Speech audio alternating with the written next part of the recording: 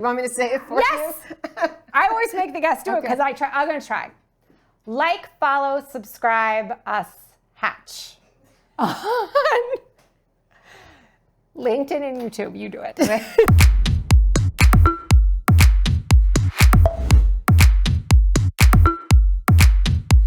Hello, and welcome to my show, Eat In or Dine Out, which takes place here in my kitchen, where we get the chance to interview marketing professionals, like someone special who's here today, about how they approach talent, whether they're building their internal teams or building external partnerships with agencies like mine. Today, I have the lovely Kelly Fredrickson here, who is currently the global, say it, because I'll never get it right, The global head of brand and PR which is a big job at for Rowe Price. We have the binary choice, even though it rarely is in the world of marketing.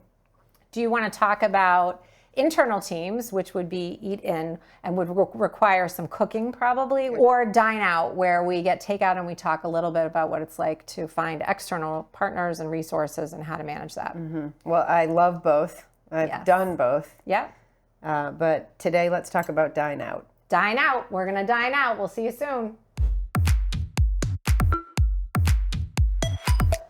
Well, Okay. Dine Out was a good choice, I'm going to say, because this looks delicious. Even though I know we're going to talk a little bit about how you sort of went through the rebranding. It really wasn't a rebranding process for T. Rowe, right? It was. What we're so fortunate to have is this incredible tagline that they've had for 50 years, invest with confidence. Yeah. But sort of how to express the brand in a new way for a new time. Yeah. So it has a lot of its, all the tenets that T. Rowe Price has always had and always stood for, but to reimagine it with the power of curiosity work that we launched. That's so great. Yeah. It came straight out of their DNA, our DNA. This idea that it's curiosity that powers the confidence. Yeah.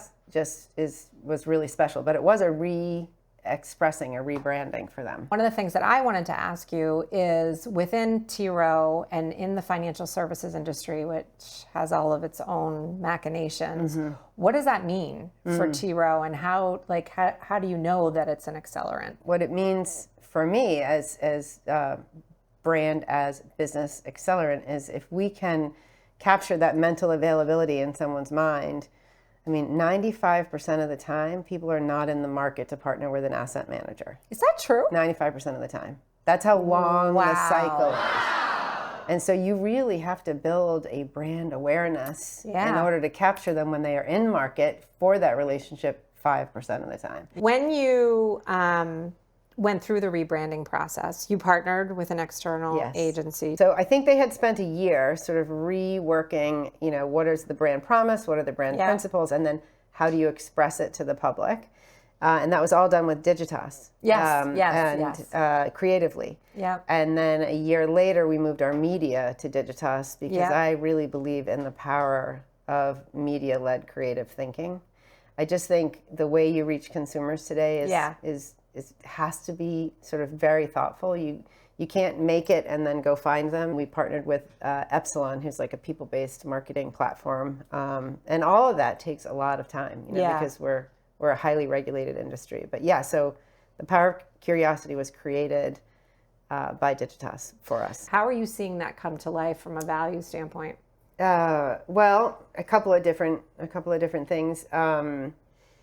We recently did a bold activation for our ETF, exchange traded funds. The market has moved, and it didn't move next door and it's going to come back. It just has moved. And so we have to behave differently, right? And so when I talk about bold activations, I'm trying to capture the imagination inside the company as well as outside the company.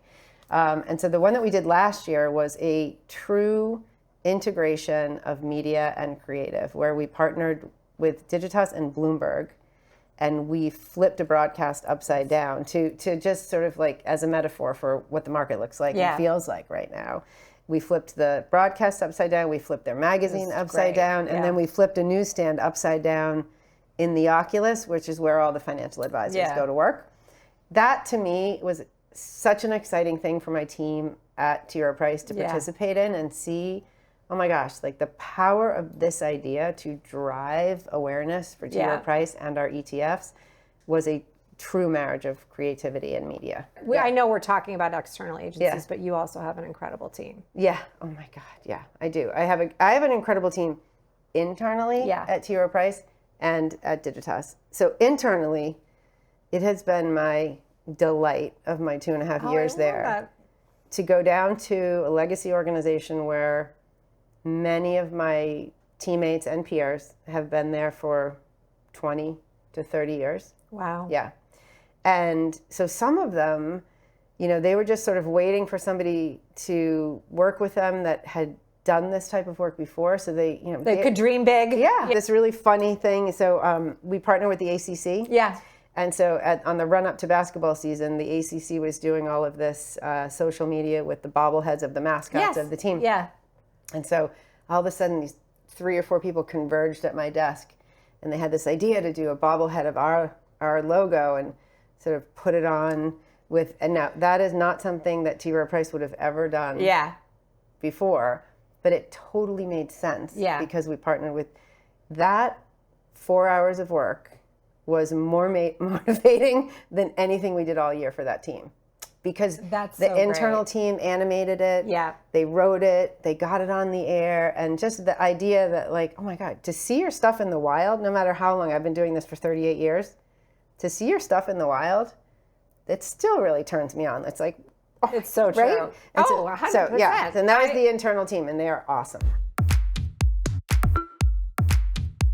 Going back to the theme of resources and team building, and you've got very large agencies on the outside, you have an organization on the inside. How do you think about working together? Yeah, it's great that you asked that because we are working on working together. Overthinking. Right, yeah. So we're, in 2 weeks, we're doing a workshop that includes our external agency and all of our internal talent across the entire global marketing team. So me, my peer who runs digital, my peer who runs content, and 2 of my peers who run the marketing. Okay. And then the key people on their team with the agency. And we're calling it the PESO workshop, right? Paid, everybody's going to know it. Well, no, but we should say it. Paid, earned, shared, and owned. Yeah. Because I think we can even work better together. Yeah. I think that our external agency will only be better if we give them more access to the internal talent and vice versa. Yeah. And like you just said, so there's more brand in the digital experience somebody has with you than sometimes there is in like the big splashy activation that you do. I'm emphasizing that point. That is such an important point. That is really good. So good. Is this local? This is yummy. I'm going to give a shout out. Product placement, we're being paid for this. Maybe next time you will. Maybe next time. This would be Feng Shui. Okay. And I do think it's a chain, but there's one nearby me. That's awesome. That was delicious. It was good. That was delicious. More. You had the sweet potato? I had the sweet potato. Can you share, without oversharing, things that are specific to T. Rowe? Like, how did you set it up? And how did you prioritize what information would be the most helpful for the agency? So I think that, and this is probably because I've been agency side and client side. And a lot of both. Yeah. I mean, you really... So 20 years agency, 10 years Bank of America, 6 years agency. Now I'm at T. Rowe. And for anyone who's doing the math, I started when I was 10. Of course. When I was agency side, I loved the client relationships where they were true partnerships. Yeah. And by partnership, I mean like come in and help me solve this. Yeah. When I left Mullen Lowe, I wrote, I don't know, somebody referred to it as my love letter to advertising. It was on LinkedIn. Yes. And Oh I my just... gosh, I forgot about that. Of all the things to get prepared to talk to you about that, I do remember that. Agency people do not rest until they have solved the problem that the client asked them to solve. The problem is if you don't ask them to solve the right problem, then you're going to get the wrong answer. Yeah. And then some clients will then blame the agency for this incorrect answer when they just didn't ask the right question. Yeah. And so that's why the first time I left, I was excited to go to Bank of America because, the promise of interrogating the problem at its core. And I think we really did that. I gave a presentation when I first got to Rowe Price, and I was comparing brand to like when you plant the bulbs in the fall, right? And like you don't dig them up a month later to say like, how they doing? Right? You just look at it, like you look at the dirt and you think, I just trust that underneath that dirt in the spring there will be a daffodil. In the spring there will be a tulip. And then all of a sudden you see this like green shoot come up and you're like, oh my God, all that hard work, it's actually working. And so you have to have patience. The way I lead my team is with 3 pillars. Sort of breakthrough creative. Yeah. Not because I like creative, which I do. Yeah. But because breakthrough creative drives recall. Yes. And we need to drive recall to drive awareness. The second pillar is outsmart, not outspend. Because we are an investment-led company. We are not a marketing-led company. And we should be. Our clients count on us to be investment-led. Yes. But we want more people to know about us. So we have to outsmart. We're not going to outspend. And then the third thing is measure everything. Yeah. So there is this tendency, like in the fall, in the winter, when it's dirty, to want to measure the growth that you can't quite see yet. And that is where the tension is for me right now is, how are we doing? Yeah. How are we proving it? What are the metrics? And it's a long game. Let's have more sushi, and then we're going to talk about AI. So I have no idea where AI fits in your ecosystem, but it would be great to hear how you're thinking about it and how you're thinking about it in terms of talent. Yeah. So, I mean, I think one of the things that everybody needs to realize is that you have to have some amount of curiosity in order to figure out, hey, there's this thing called AI that arrived, and I need to be literate. There is a mandate that we will be AI forward. Some of the most intelligent, forward-thinking people who know about AI in the tech space are our portfolio managers. Right? So for marketing, we use it in all kinds of ways. Your assumption that this highly regulated industries, ours or others, we have to be on the forefront of it because it's how our customers are going to have the expectation that we are. This is the section in the show where everyone gets to do a shameless plug. Whether it's a nonprofit, a friend, a well-wish, something in the company, you can say whatever you want and put it out to the billions and billions of followers of Eat In or Dine Out. I had this idea for a couple of years. Went through menopause twice, right? Once regular and once because of breast cancer. And there are certain... That's a lot twice. Twice. Once was enough. Who wants to go through it at all? Right. And there are certain products and certain things that I have loved that have, helped me sleep. I already love wherever you're going. And so I'm putting together like an advent calendar of sorts that I want to share with people, just of like, here's everything that I love that helped look at your face. See? Where was this at Christmas? I know. Well, maybe it'll be there next Christmas. I love that. I'm putting it out there to hold myself accountable. If I say it publicly, I will do it. Yeah.